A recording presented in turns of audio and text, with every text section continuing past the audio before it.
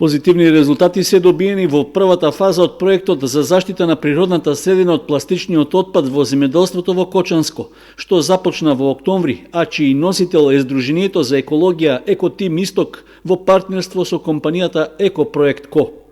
По остварените средби со представници на преработувачките капацитети за земјоделски производи во општина Чешиново Облешево, сите ја прифатиле понудата за соодветно депонирање на пластичната и друг вид амбалажа, при што е побарано селектираниот отпад да биде преземан од страна на лиценцирани фирми за управување со отпад.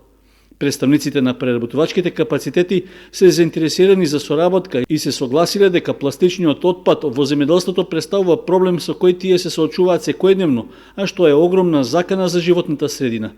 Иако во нивните капацитети ваквиот отпад веќе се селектира, тие се принудени да го чуваат подолг временски период, затоа што чекаат да биде преземан од фирми од Скопје и Тетово, а што не им се достапни во секој момент. Со проектот сега се вклучува и компанијата Екопроект Ко, која ќе им ги обезбеди потребните ресурси за управување со пластичниот отпад во земјоделството.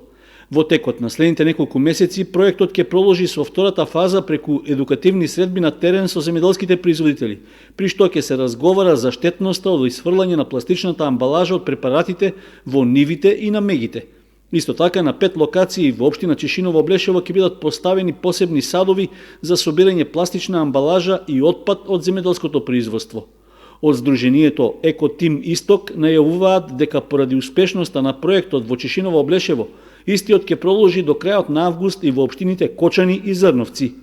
Проектот за селекција и третман на пластичниот отпад од земјоделството го имплементираа Сдруженијето Екосвест, Организацијата за поврзување на природни вредности и луѓе CMVP в Македонија, како и Движењето на екологистите на Македонија, со финансиска поддршка од фондовите на Европската Унија.